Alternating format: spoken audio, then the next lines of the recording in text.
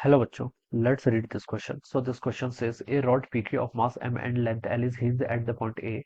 The rod is kept horizontal by a massless string tied to the point Q as shown in the figure. When the string is cut, the initial angular acceleration of the rod का आपको initial angular acceleration बताना है, ठीक है?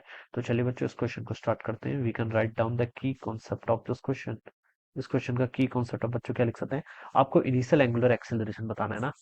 अ, कैसा आ रहा है देखिए बच्चों, अगर हम इस स्ट्रिंग को कट कर रहे हैं, कट करेंगे तो देखिए ये पी पॉइंट से तो हिंज कर रखी है, पी पॉइंट से हिंज कर रखी है. ठीक है, तो बच्चों उस पर टॉर्क लगेगा. ठीक है, तो टॉर्क लिख लीजिए. टॉर्क इक्वेशन लिख सकते हैं इस क्वेश्चन का की कॉन्सेप्ट. ठीक है, क्या लिख सकते हैं? टॉर्क इक्वेशन या फिर एक्सटर्नल टॉर्क लग रहा है देखिए आपके सिस्टम पर. ठीक है, जैसे हम क्या करेंगे देखिए, हिंज को कट करेंगे. देखिए ऐसी सिचुएशन है यहाँ पर आपकी.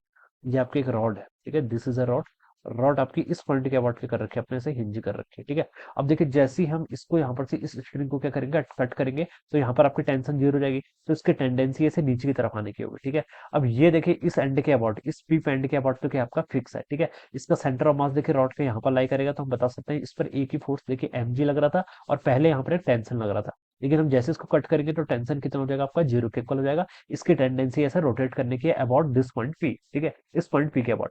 और जब भी हमें हिंज दे रखा होता है, देखिए कोई भी ऐसी सिचुएशन होती है, अगर हिंज है तो जिस पॉइंट के अबाउट हिंज है उस पॉइंट के अबाउट हम क्या करते हैं, यहाँ पर टॉर्क या फिर एंगुलर मोमेंटम क्या करेंगे, कंजर्व करेंगे. ठीक है, तो बच्चों देखिए यहाँ पर आपकी टोटल रॉड की लेंथ कितनी, एल. इसका सेंटर ऑफ मास यहाँ से आता है कि ये डिस्टेंस कितनी होगी आपकी, एल बाई टू के इक्वल. तो सिर्फ एक ही फोर्स लगा रहा है, कौन सा, एम जी. अब इस एम जी फोर्स के कारण इस पर टॉर्क आएगा. टॉर्क देखिए कितना होता है आपका, टॉर्क का फॉर्मूला होता है आपका आई टाइम्स अल्फा के इक्वल. ठीक है, और टॉर्क देखिए किसके इक्वल होगा, आर क्रॉस एफ के इक्वल. ठीक है, तो देखिए आर इस डायरेक्शन में है, एफ इस डायरेक्शन में, तो ये दोनों एक दूसरे के क्या है, परपेंडिकुलर है.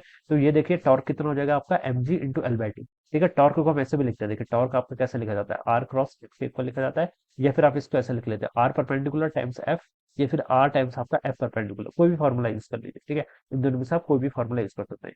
अब ये फोर्स का देखिए लाइन ऑफ एक्शन ऐसा है. ठीक है, इस पॉइंट पी से इसकी परपेंडिकुलर डिस्टेंस कितनी है, एल बाई टू के इक्वल. तो आर परपेंडिकुलर टाइम्स एफ, इस फॉर्मूले का मैं यूज करूंगा, तो इसका टॉर्क कितना हो जाएगा आपका, एम जी टाइम्स आपका एल बाई टू के इक्वल. ठीक है, तो ये तो आपका टॉर्क लगे, एक ही टॉर्क लग रहा है. ठीक है, ये इससे भी अटैच्ड है, लेकिन इसके अबाउट पी के अबाउट ही फाइंड आउट करेंगे तो इसका टॉर्क तो जीरो हो जाएगा. ठीक है, आई अल्फा, आई किसके अबाउट फाइंड आउट करना है, इस पी पॉइंट के अबाउट. बच्चों को रॉड है जिसका मास m है और लेंथ कितनी एल के इक्वल है, तो उसका सेंटर ऑफ मास से अगर हम एक एक्सेस पास कराते हैं तो मोमेंट ऑफ इनर्शिया कितना होता है आपका, M L square by twelve के इक्वल. ठीक है, और अगर मैं इसके एक एंड से फाइंड आउट करूं तो ये कितना आता है आपका, M L square by three के इक्वल. ये स्टैंडर्ड रिजल्ट है, आपको डायरेक्ट याद होनी चाहिए. ठीक है, कितना होता है, M L square by three.